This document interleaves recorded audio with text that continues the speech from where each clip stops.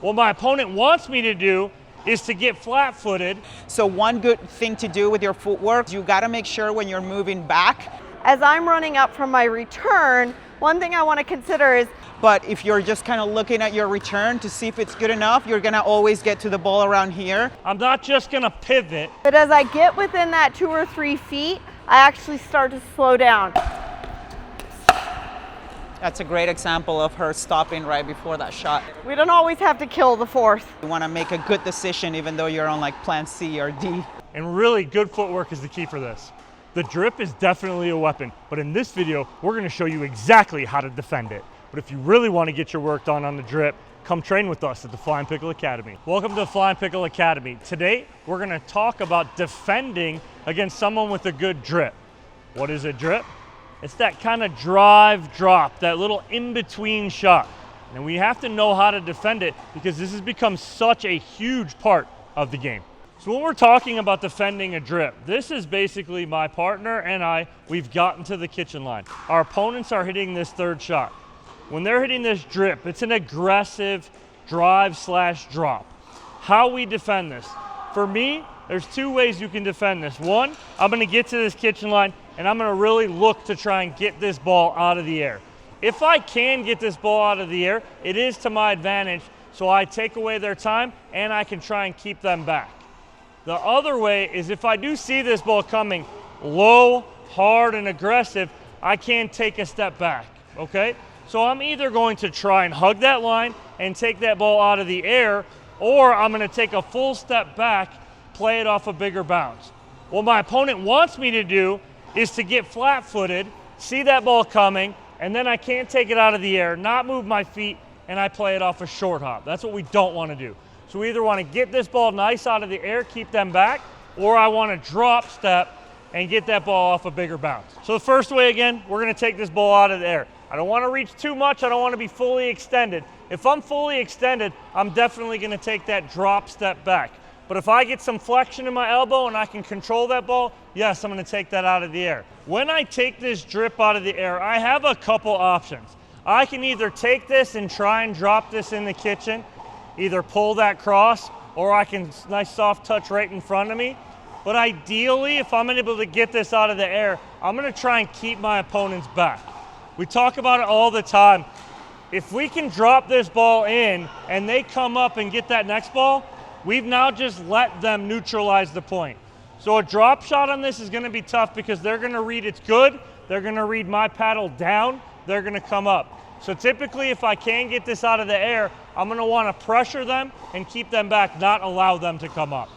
But the next technique, if that is a good aggressive drip, right, and I see it's dropping on me and I'm gonna end up short hopping this, I'm diving back, I'm drop stepping, I'm gonna dive to get behind. I'm not just gonna pivot, right? I'm gonna dive to get behind the ball. So I'm gonna take almost a 3-step shuffle, get behind this, and really work so that I can get behind the ball.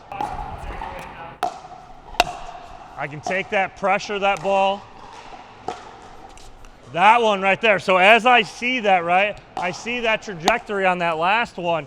When that's coming, I see it's low. If that were to go over, there's no way I'm gonna reach that. So I immediately dove back behind that ball.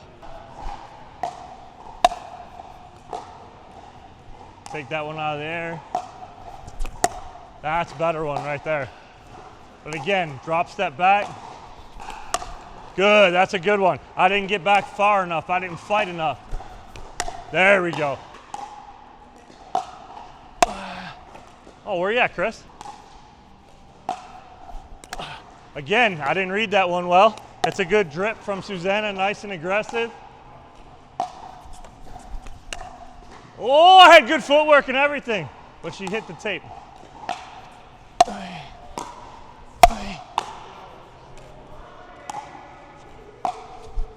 That's it, good right there. But better footwork by me. That's the one right there. And you see when I'm making contact with that ball, look how far back I am. It's a good aggressive drip, but I really have to dive back. So my footwork on this, your footwork is the key. If I'm gonna have to dive behind this ball, I really have to dive behind it. I cannot just go here, pivot, I'm still gonna get stuck. I need to really dive behind this ball, and really good footwork is the key for this. Competitive Susannah comes out. Oh, All day, Chris. All day, Chris. All day, Chris.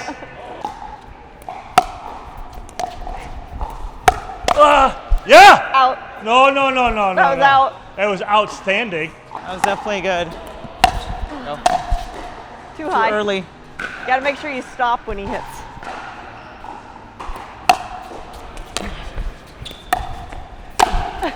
Then you're gonna poach it. Oh, that's a bag. That's a bag.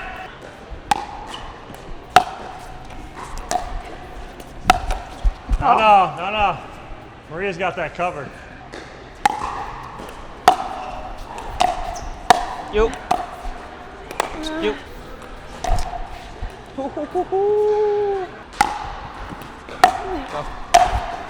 You. Go. Yep. There you go. There it is. Nice.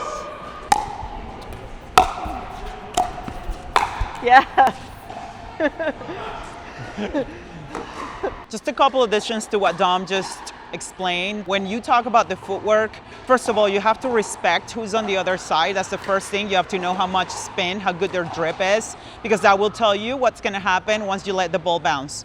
So as you can see, some of those drips that Susannah was hitting were really good once it hits the ground, and once it hits the ground, it's going to pick up a lot more spin. So one good thing to do with your footwork when that is the case on the other side is you got to make sure when you're moving back that your paddle tries to stay up out in front of you. So if it picks up a lot of speed, then you can kind of maneuver where you're gonna go with the ball. And if you have extra time and you wanna do more with the ball, then you can take the paddle back extra.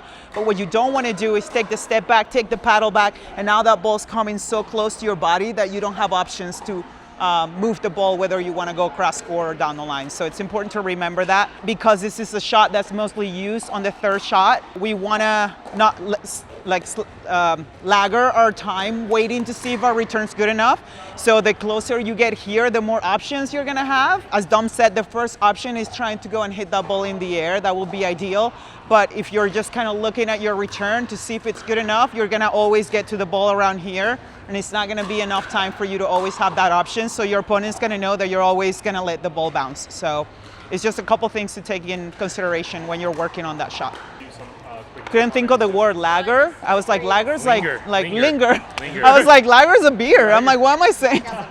So when I'm having to defend against a really good drip, one of the things is obviously that third is coming pretty quickly because it does have more pace on it than a traditional drop shot. As I'm running up from my return, one thing I want to consider is I'm obviously going to try to go as quickly as I can, but as I get within that 2 or 3 feet, I actually start to slow down. So you can think of it like you're a slow close drawer in your kitchen.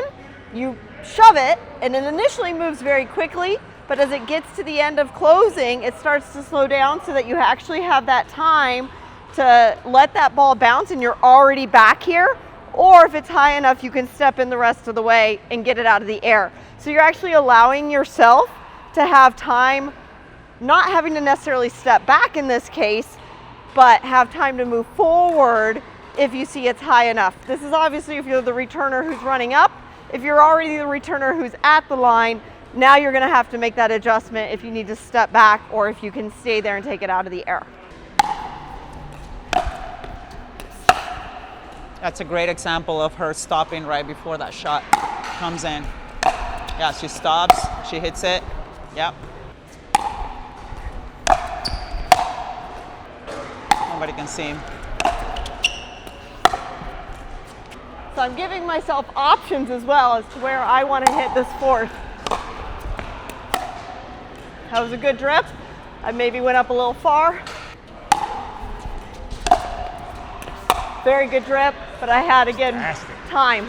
You can also see, like, depending on where I'm feeding the ball, so the wider I feed it to Dom, the more that Susannah's probably gonna know that there is an option in an angle, versus if I just hit it closer to here, see that she knows that angle's a little bit, it's not gonna go away from her, it's not gonna take her to the outside, see? That's a tough one. If I go out wide, ooh, maybe not. step in and get it out of the air. Again, I can step in on that. But that one, giving myself space. That's good. Oh, Great that's ball. nasty. I was a little late running That's up. nasty. Oh. Yeah, and obviously you saw Susannah hit a couple of, you know, short hop balls. Dom said it, right? It's not the option we want, but it's an option. If Yes. all things go out, you can't take it out in the air, you can't take a step back, then we obviously are left with that option to play, but you're probably gonna have to take some power off and let your opponent come into the kitchen a little bit instead of we being don't always too have to powerful. kill the fourth. Exactly. Sometimes, depending on how good their third is, we need to respect it.